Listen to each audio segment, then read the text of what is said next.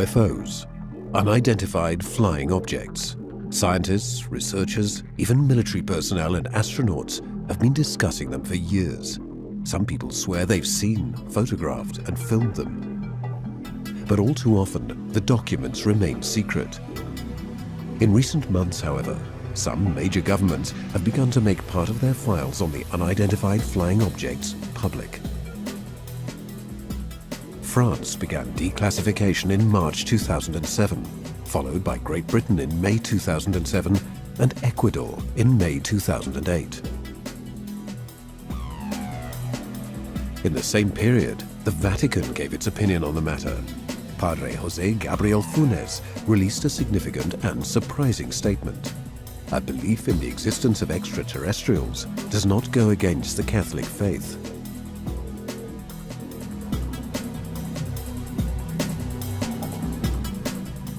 Of the secret documents that are now accessible to the wider public, the Ecuadorian material is perhaps the most significant and the most fascinating. And soon other Latin American countries may take the same step. The extraordinary change in the Ecuadorian government's stance on UFOs is due above all to the work of investigative journalist Jaime Rodriguez, thanks to his tireless research and his programs broadcast from the Ecuadorian TV channel Ecuavisa. His achievement, made together with the head of state Rafael Correa, is just the latest step in a long journey. It took me 22 years, from 1983 to 2005, to try to explain to the military that the UFO phenomenon should go from speculative to official.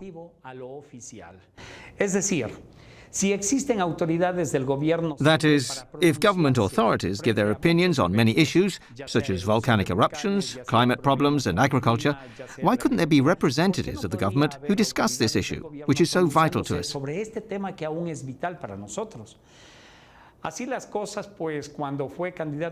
Things being as they are, when Colonel Lucio Gutierrez stood for the presidency of the Republic, we managed to besiege him, so to speak, with the support of the media. And that's how he offered to make a commitment, saying to me, "Mr. Rodriguez, don't worry, because my government will be completely different." When he became president a second time, we reminded him of the promise he had made, and he confirmed his commitment.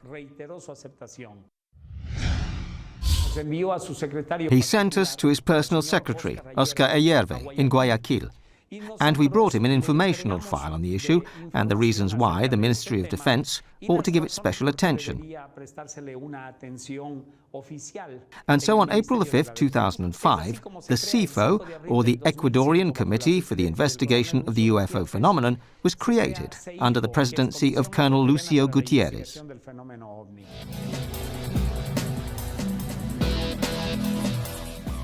Once the committee was created, the military began to work with civilians on a convincing report aimed at persuading the government to break the seal of secrecy on the UFO documents. But there were major problems from the start. The first problem was the funds that were promised but then not granted. The civilian researchers thus decided to find their own funding. There were 6 civilians involved, although officially there were 3 of us. The other 3 worked with us, and thus in total we had a team of 6. The 6 of us collected the money, and we spent $12,000 in 2 years before we got the dossier.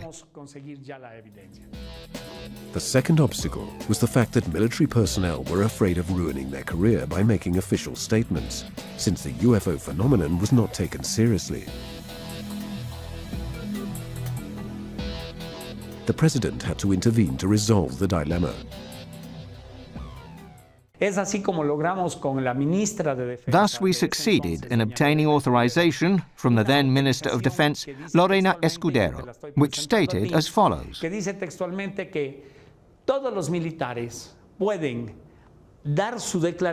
all military personnel may make statements with absolute freedom, and this issue will not lead to the addition of any detail on their CV that might damage their reputation. In this way, we managed to overcome the second obstacle, which was very important. The third problem that Rodriguez and his colleagues had to overcome was also the most difficult. It directly involved the US Secret Services, who offered military personnel significant economic and career-related incentives, provided that they respected a series of obligations. Amongst these, they required that information and documents regarding UFOs should be concealed. In the meantime, Rafael Correa had been elected president of Ecuador. In March 2008, a diplomatic crisis with Colombia led Correa to discover that his secret services had been corrupted. Y logran descubrir que había un financiamiento. He discovered that US intelligence had secretly financed the Ecuadorian military secret services. So Correa took action. He dismissed the entire military structure directing the military secret services, and through the US Embassy, he ordered the expulsion of all the CIA officers and all those who were involved in secret work in Ecuador.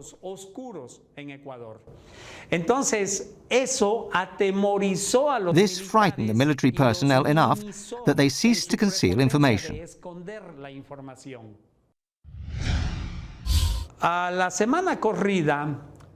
The following week, the president called a meeting in COSENA, the National Security Council.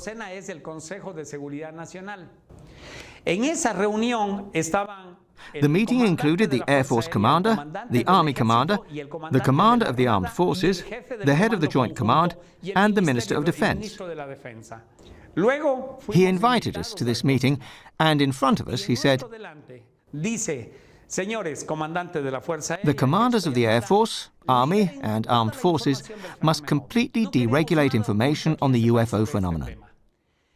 We don't want anything about this issue to remain secret in our country." The documents say that Jaime Rodriguez is authorized to enter any military structure in the country to conduct investigations and gather testimony on any case concerning the UFO phenomenon. Thanks to this authorization, over 400 deregulated UFO videos are now available to researchers in Ecuador. Most of them were recorded by civilians. In fact, before President Rafael Correa took a new sensational stance on the subject, the military confiscated all such videos. The material was regularly classified, and the public was denied access to it. The statement made by the Chief of Air Staff, Colonel Zanoni Garcia Dominguez, confirms the reason behind this situation. Once we have obtained the analyses and information, we'll be able to transmit all these documents officially. These are the first films of unidentified flying objects to be declassified by the Ecuadorian government.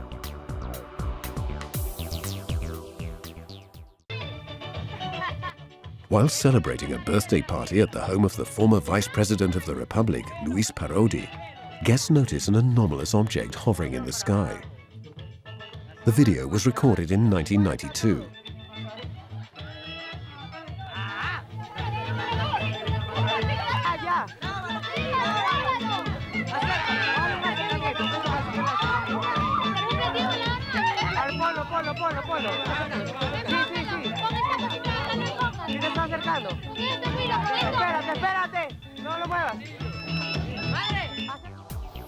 In the images, we can clearly see the mysterious craft's orange-colored glow and its tubular shape.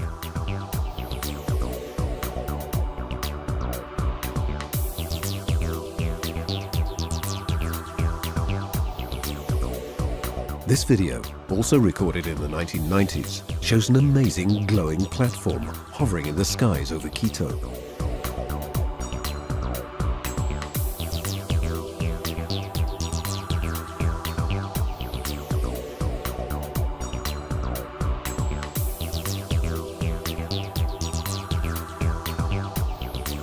The video was recorded by Francisco Navas and his sister from the terrace of their home.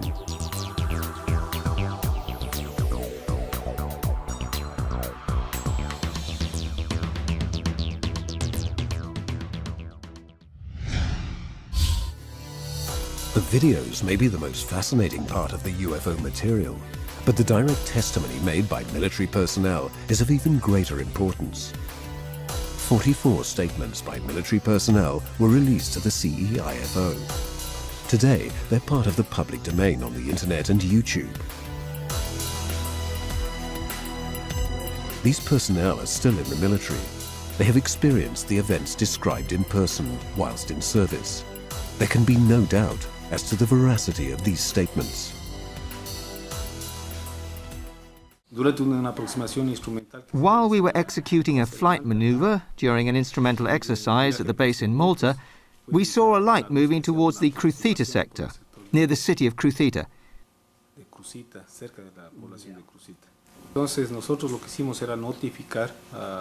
We notified the control tower that unknown traffic was approaching.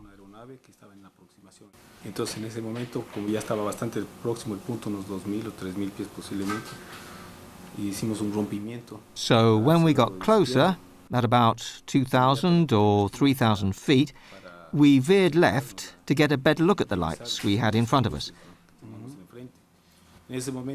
Right then, the two lights moved into formation with incredible speed and flew off toward the Cruceta Mountains, near the city of Cruceta. We flew over the sector, but we were unable to locate them.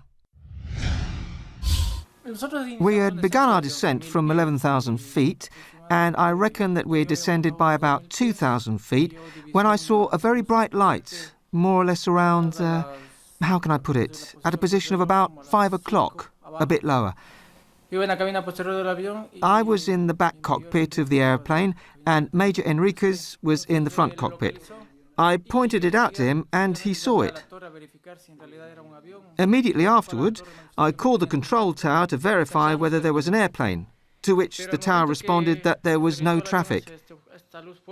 We thought it was an airplane, but in the moment we veered toward this bright light, we saw that the object turned toward us and divided into two very intense lights, on a collision course with us.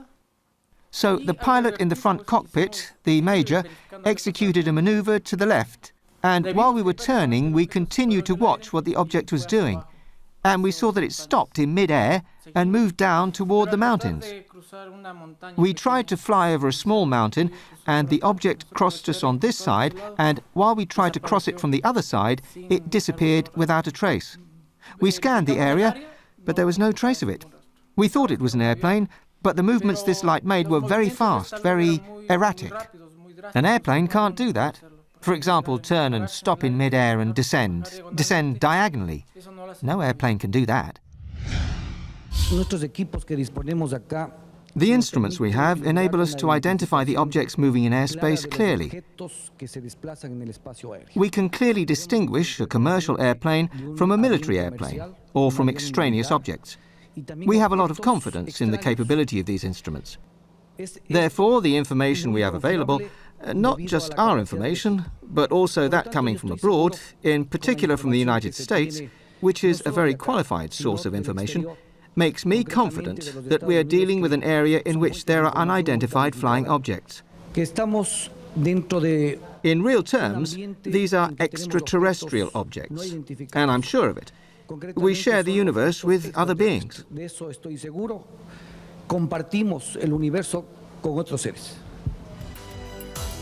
Statements of such significance had never before been made publicly by military officials in active service, and they show the level of importance of the order that President Correa had given to the commanders of the armed forces on June the 25th, 2007, with official document number 2007-0439 CSN.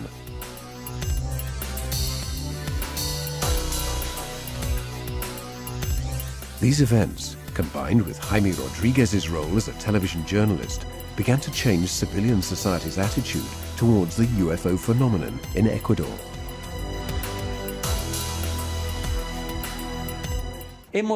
We've noticed that there's a greater sense of maturity among us now. The population has a more mature attitude towards the UFO phenomenon. This stimulates us to move our work into the analytical part of the subject, which is what we really need to focus on now. Initially, civilians seemed to be afraid to call me and say, "I've recorded a video." Now they do, and with new vigor. People are participating much more now. I get a lot of emails stating, "I've taken this photo, I've recorded this video." That is, we've noted an increase in cooperation on the part of the civilian community regarding testimony and evidence. This is the sense of maturity I'm talking about. So the sensationalist press, which has often used this subject to sell magazines or other things, has suddenly gone quiet, completely. This change began to yield its first fruits. The example that Rodriguez describes is emblematic. I'd had a lot of problems with the airport's radar director. He was always annoyed with me because he didn't believe in UFOs. So this gentleman saw that I was leaving and he called me. "Hey, Jaime Rodriguez, come here." And he said to me, "Seeing as you're interested in these things, have a look at this photo. It was taken here, yesterday, at about 6 p.m. And he gave me this photo. This is evidence. It was taken by the radar director at Guayaquil Airport. Even some young people from a famous Ecuadorian music group called Los Chaucha Kings contacted me. Their drummer, Diego Miño, had taken a photo of it. The same object, photographed by 2 or 3 people at the same hour, on the same day, is even stronger evidence for us. It's a substantial change in behavior for those who had denied and opposed the matter before. Just think, now they're contributing, they're providing evidence. This is a real change in attitude, caused by this, how can I put it, this openness in deregulating the information on UFOs in Ecuador. The photo shows a clearly disc-shaped object above the Guayaquil City Airport buildings. We can easily make out the UFO's hexagonal structure.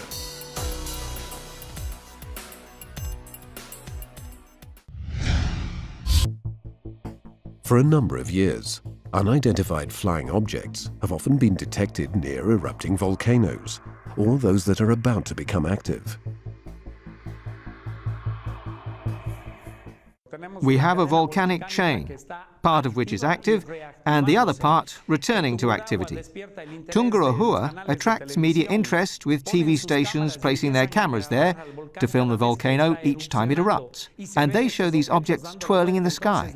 TV stations get involved in this phenomenon, filming the UFOs flying around the volcanoes. During an eruption of the volcano Tungurahua, the main national channel in Ecuador, Teleamazonas, films the extraordinary spectacle. Suddenly, a glowing object appears above the volcanic crater and then disappears after just a few seconds.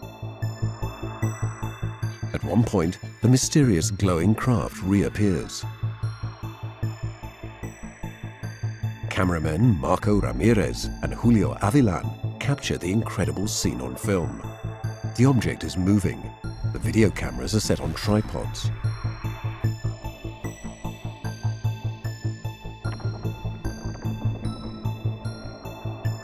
Shortly afterwards, flashes of light similar to lightning begin to appear. When slowing down the images, we can clearly distinguish these flashes of light. They seem to come out of light spheres. Then, a series of even larger and brighter flashes appears at the mouth of the volcano. In the still, one of the flashes seems to come from 2 side-by-side sources, while other smaller flashes appear above them. Here, we can see 3 light spheres, and only one of them emits a flash.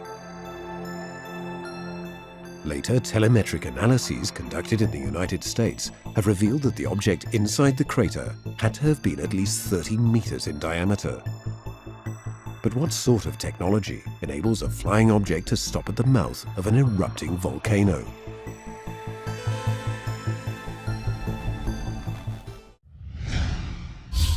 The incredible object we're seeing in this video was filmed by an Ecuadorian government official.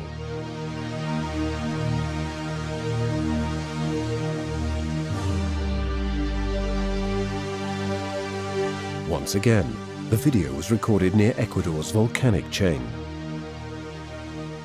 Miren eso, qué fantástico.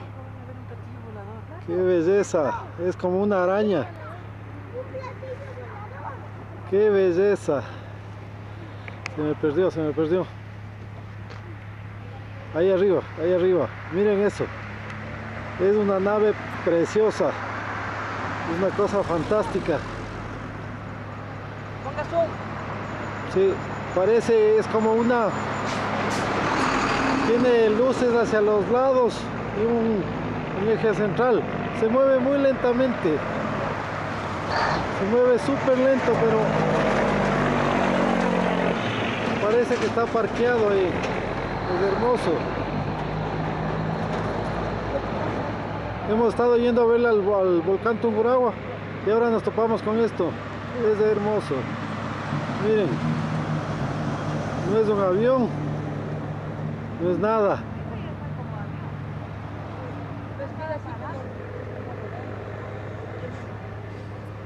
Qué belleza, se va alejando poquito a poquito. Bueno, eso es todo, creo que. Vamos a ver hasta el volcán Tungurahua a ver qué pasa. Pero miren, es como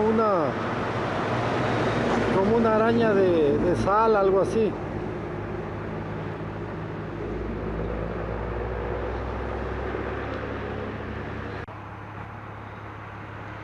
Vemos otro de estos objetos. Son extraños, tienen una luz central y unas luces laterales y son intermitentes de esas luces.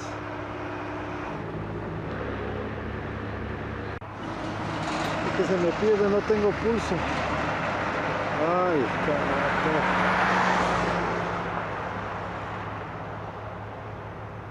Están flotando. In the end, the witness and his friends reached the panoramic spot in front of the volcano Tungurahua, their original destination before the sighting. Después de esta alegría tan bonita que hemos tenido y esta sorpresa del ovni, estamos ya en el sitio para ver el volcán. It wasn't the first time that this type of UFO had been sighted and filmed. In the 1990s, Victor Chuluiza sighted and filmed this flying object in Ecuador. It looks very similar to the one we've just seen.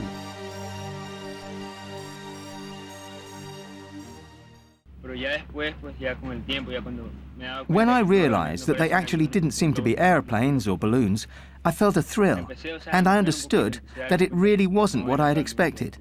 It was a UFO. It must have been 200, 180 meters from here. It was closer, and so it looked larger, and I don't know, maybe the video camera helped me to put it into focus enough to see the image clearly, and I believe it was thanks to the video camera. And one thing that really caught my attention was that it made no noise. I might have thought it was an airplane, a helicopter, but I couldn't hear any noise. And that was what made me get my video camera and start filming. But when I saw it through the video camera, when I saw it from close up, I didn't see the typical saucer shape, but rather the shape of a sort of star, a very particular shape that I had never seen before. I got the impression that it was something out of the ordinary, something that I would never have imagined seeing. It really struck me, the fact that I saw something that's so rarely sighted. It seems natural to me. I mean, in such an immense universe, the third planet can't possibly be the only inhabited one. I've always believed it, and I have to be honest, I've always wanted to see a flying object. And when at last I was able to see one, it was a dream come true. Another similar craft was subsequently filmed in Mexico. The first was sighted and filmed in Tikal, Yucatan on the 7th of August 2004.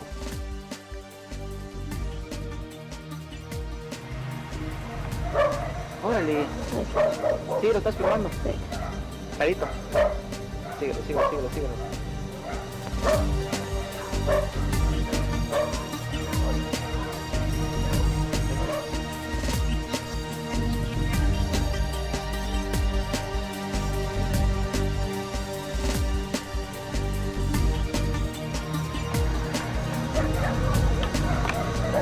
Clarito, mira eso. Sí, es que tú quédate filmando, yo sigo por allá por las de los árboles, ¿sabes? Sigue filmando, voy a...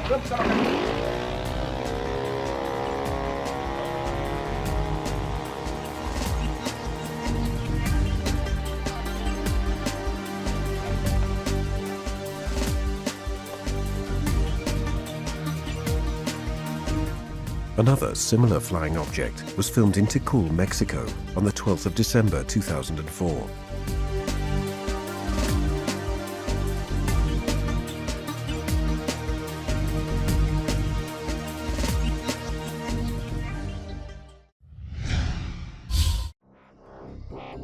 Another sighting confirms the link between unidentified flying objects and volcanic areas. This time, it was filmed by a truly exceptional witness. The event took place near Ecuador's capital, Quito. Here, the wind can reach up to 140 kilometers per hour. A family is on an outing in the countryside when something attracts their attention. An unusual object hovering in the air despite the strong wind. Filming the event is Ecuador's chief of police. Bueno, estamos en la cima del Pichincha, continuamos y hemos encontrado algún objeto que está volando aquí entre las nubes. No sabríamos decir qué es. Podría ser un ovni. Y vamos a filmarle para mandarle a Jaime Rodríguez.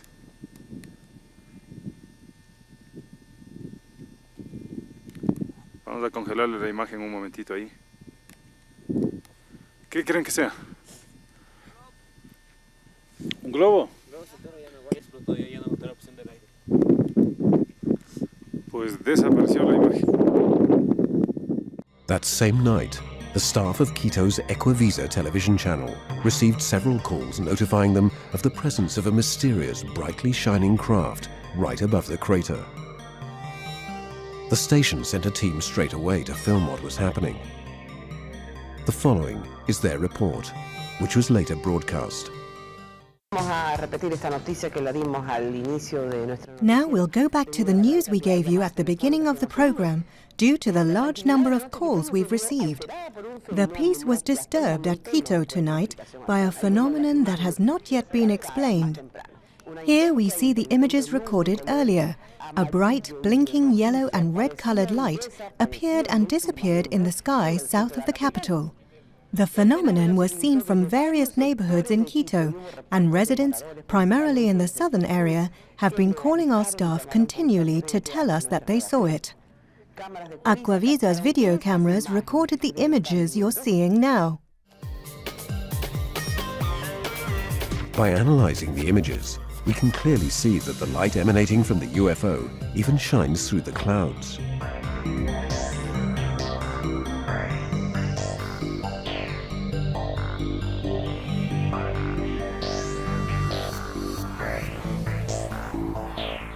The mysterious object's varying luminosity and its ability to hover proved that it couldn't be a headlight on an aeroplane or any other conventional craft.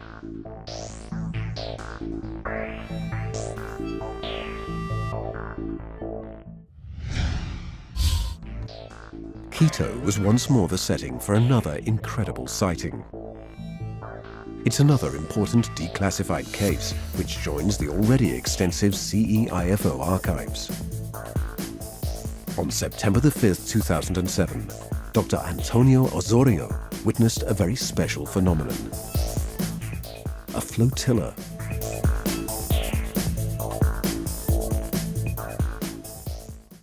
I was sitting down, having lunch and chatting with Patricia about the patients, as we always do. Patricia came back in, looked out of the window and said, "Doctor, look, what could that be?" I went to the window and I also saw some, they looked like aeroplanes or balloons. They seemed to me to be more like aerostats, but I was amazed to see so many of them.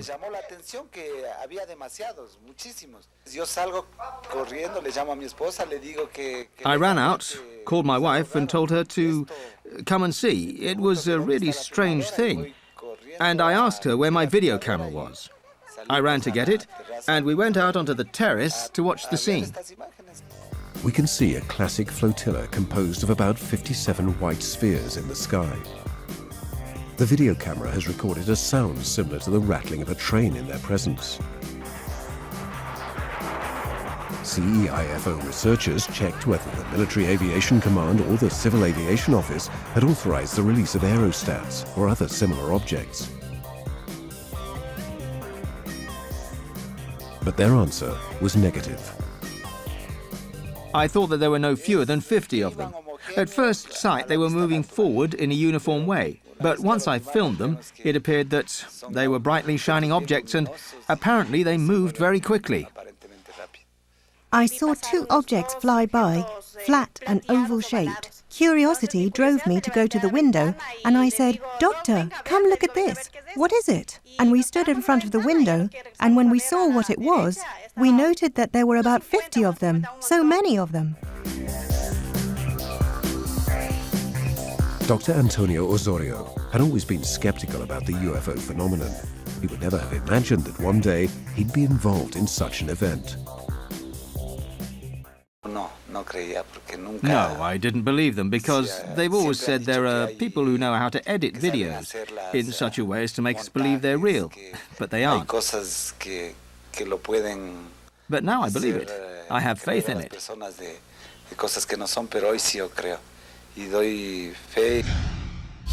Nowadays, we're accustomed to seeing security cameras positioned at various points in our cities. They're part of the scenery, and nobody notices them anymore. In Ecuador, they call them eagle eyes. We know the cameras are there to watch out for accidents or criminal acts. But in Cuenca, Ecuador, they recorded a rather unusual scene. En Cuenca es una ciudad al sur de Ecuador. In Cuenca, a city in the mountains south of Ecuador, there are surveillance cameras in the streets. One of these filmed some children pointing to the sky from the terrace of their house. The person operating the surveillance camera zoomed in on the children and moved it upwards to see what they were pointing to in space. By doing so, it located and filmed a UFO moving towards the Cajas lagoons. The model of video camera with which these extraordinary images were recorded is very sophisticated and expensive. While the UFO was being filmed, a second object appeared at the same point, and they both went toward Cajas. Here, the same thing that happened in other cases repeated itself. The UFO stopped, hovering. When the children pointed to it, and someone there began to film it, the object started to move. I think that there was some form of intelligence inside it.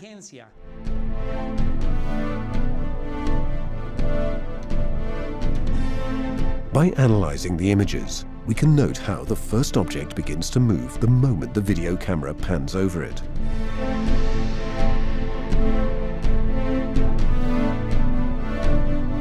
This becomes even clearer when the second unidentified flying object arrives to accompany the first before they fly away.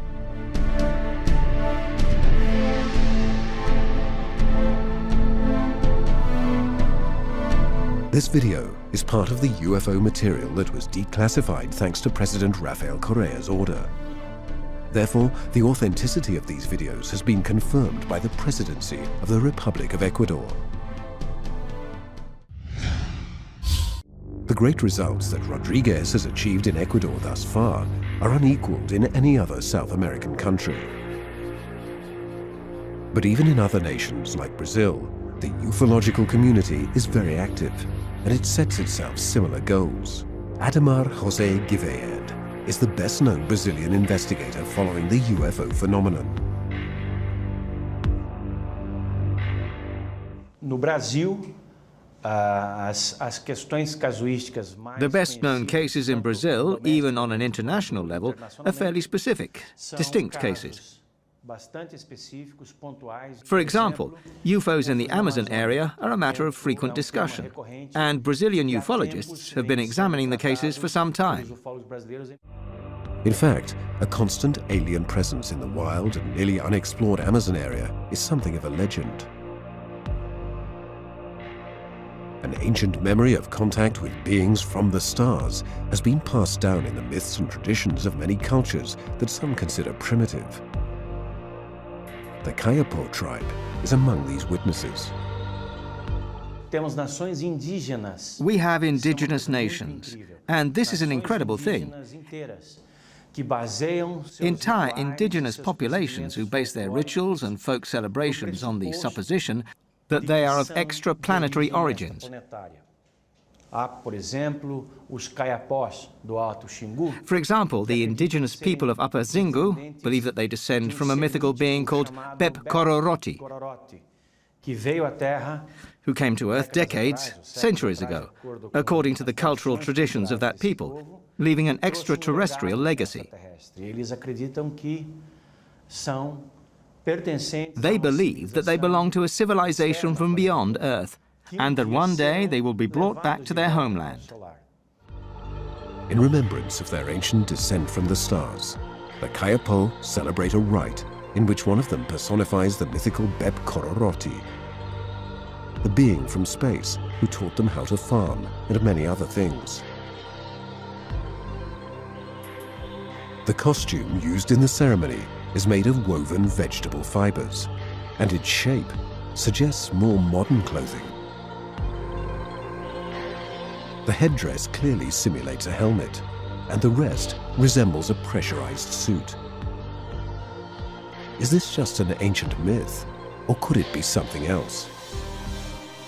However you choose to view it, it's an intriguing story for our times.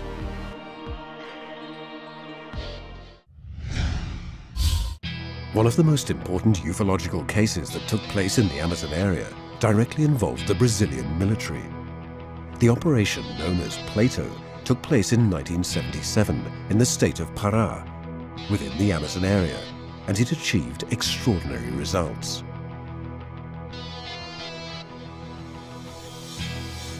The military became involved after a remarkable number of sightings and contacts began to alarm the population and the local authorities.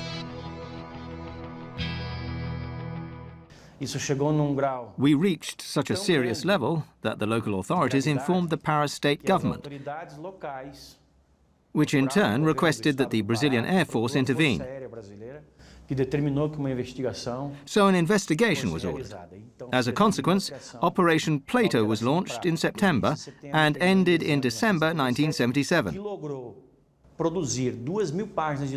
It produced about 2,000 pages of documents, of which we have over 200 filed in folders.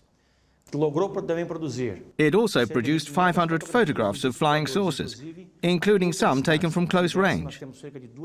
We have about 24 of those. Operation Plato also produced at least 16 hours of footage showing flying saucers over the Amazon area rivers. Brazilian ufologists, and in particular UFO magazine, have none of this material. Operation Plato, which means saucer, as in flying saucer, was closed down by the Brazilian military command in December 1977. The reason for this was puzzling, to say the least. It was closed because something happened, the very thing that the military was looking for: contact with extraterrestrial beings. That was one of their objectives, to attempt to establish contact with the forms of intelligence behind the phenomenon. They didn't think it could happen. When it happened, to put it simply, when there was direct contact between an official of the Brazilian Air Force and the extraterrestrial beings, which happened around mid-December 1977, the Brazilian Air Force simply understood that it might lose control of the situation, and as a consequence, it closed down Operation Plato for good.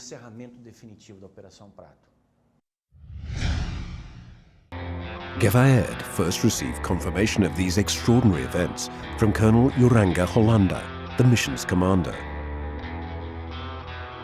Colonel Hollanda mysteriously took his own life sometime later. The incredible results achieved by this military operation pushed the ufologists to attempt to persuade the government to release the documentation it had produced. Today, our mission in Brazil aims to get that material finally declassified. We've already had confirmation from various military sources. At the moment, it mainly comes from Brigadier José Carlos Pereira, former commander of the Brazilian Aerospace Defense Command. Commander Pereira not only confirmed the truth behind this operation and the classified documents, but also gave an assessment of it from a strategic and military perspective.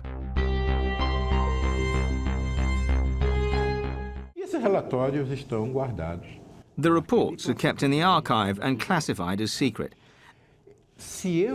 Now, if I were to say, during Operation Plato, there was this or that contact, I'd be violating the secrecy imposed by law on my country. I can't do it. I can't reveal it. Otherwise, I'd be committing a crime. But I can say, please change the law. Please make a new law. The UFO matter does not constitute a threat of war to any country. It doesn't threaten anyone's safety and doesn't cause panic amongst the population. It doesn't even threaten people's privacy. I see no reason why it can't be completely opened and divulged. Pereira's analysis even made news on the international ufological scene. There is an extensive amount of evidence and witness accounts, not just in Brazil, but throughout the world. This evidence is quite valid and carries great weight. Commander Pereira's words are supported by the never-ending stream of cases, which continues to appear with increasing frequency.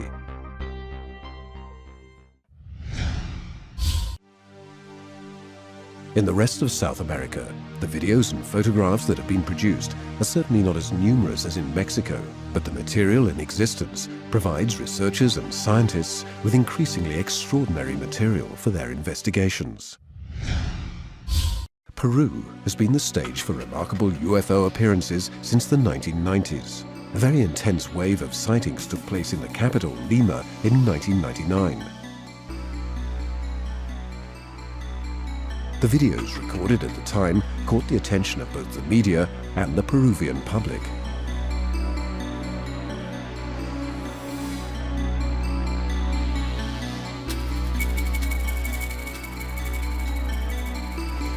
A number of very bright, unidentified objects flying at low altitudes generated unease in Lima's population.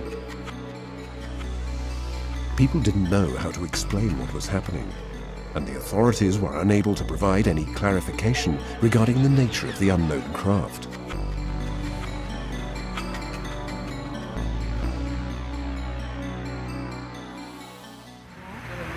Pero mira, los dos tienen dos rutas distintas, Rodolfo. Y mira el avión cómo se va para allá. Mira la luz cómo se prende el avión que pasa por acá arriba, mira. Claro. Y mira esa luz, qué potente, no puede ser un avión. Es muy fuerte esta luz de acá. ¿Tiene 3 foquitos o me parece, Sergio? 3.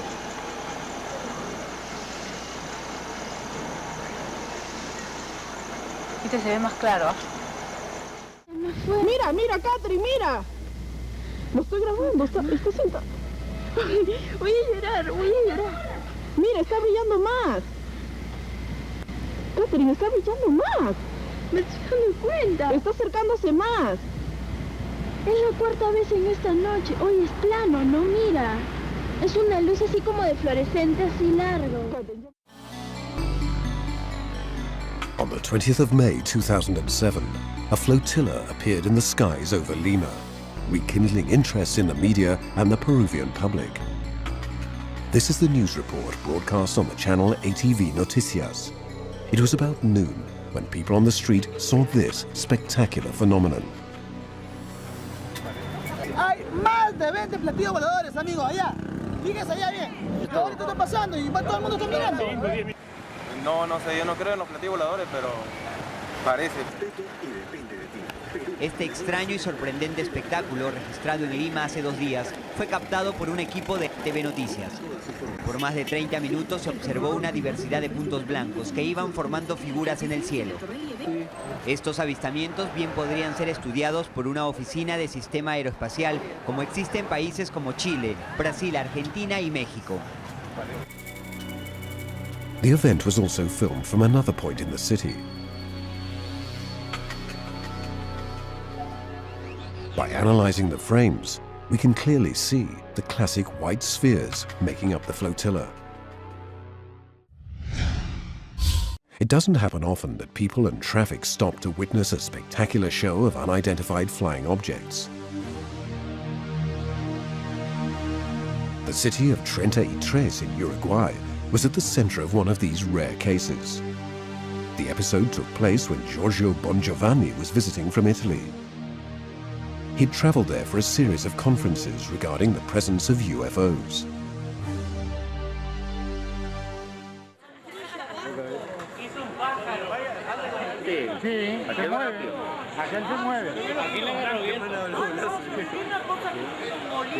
¡Ay, se paró! Che. Filmá la gente, todo. Qué interesante mirar, No tenemos. Ah, ahora se empezaron a ver los otros, Mirá una telaraña. In the video, we can clearly see numerous flying objects hovering in the clear sky. They're flying at a relatively low altitude and are easily seen by the people on the street. The object's movement clearly shows their ability to move autonomously during flight. Yet another spectacular example of this unknown form of aviation. Tarbaca is near San Jose, the capital of Costa Rica. Just before 4 o'clock in the afternoon, Marvin Badia, a young carpenter, was working when he heard a strange buzzing that distracted him from his work. To his intense amazement, the young man saw that the source of the noise was about 100 meters away from him. I was shaping this table here outside. It was very cloudy. I looked up and saw some sort of object. It was very bright. I looked at it carefully and took out my mobile phone. I saw that it was giving me time to film it, so I started to record. I called my colleague, who was working with a drill, but he didn't hear me. I called him again. I turned towards him, moving the phone, and when I turned back, the object had already gone. The film that Marvin recorded shows a classic flying saucer hovering just a few meters from the ground. His colleague, William Rivera, didn't hear Marvin shouting over the noise of the drill he was using. Thus, he missed the extraordinary spectacle. William, ven. William.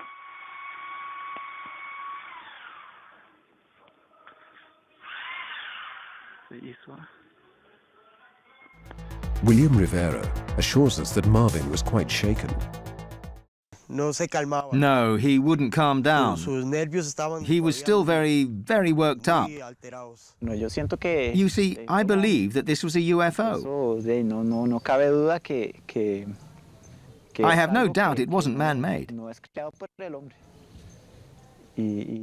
And why was it here? We don't know. The movements that the craft makes and its appearance prove that it could not have been a conventional earthly vehicle. According to Marvin's description, the object was about as large as the wheel of a large tractor. It wouldn't have been large enough to hold a normal-sized person. Oscar Sierra, a ufologist from Costa Rica, explains his theory to the Teletica journalists. It's not necessarily a driven object. It could be some sort of probe, like those that human beings sent to Titan not long ago, which were small, about 2 meters. Therefore, they aren't necessarily piloted objects. Rather, they could be some kind of surveying probe. It's hard to say whether this is the correct explanation, but it's clear that the video recorded by Marvin Badia is among the best documents that the investigators have today.